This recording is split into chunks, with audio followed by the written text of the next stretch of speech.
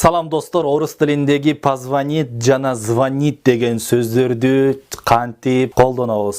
Орус тилинде өкө теңи кыргызча бир сөздү түшүндүрөт. Чалуу деген, позвонит деле чалуу, ал эми звонит дагы чалуу болгону экөөнүн колдоно турган эки башка учуру бар.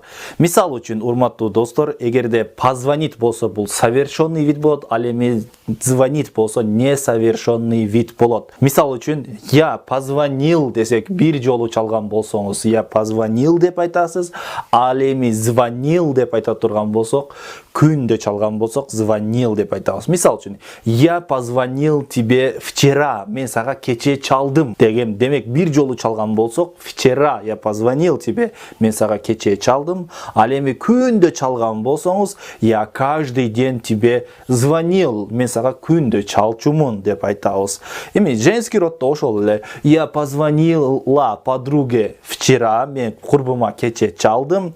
Я каждый день звонила подруге, мен курбума күндө чалчумун. Родители позвонили мне сегодня, ата-энем мага бүгүн чалышты. Родители мне каждый день звонили, ата-энем мага күндө чалышчу болот. Демек, бир жолу чалган болсо позвонили, ал эми көп жолу чалган болсо звонили деп айтабыз.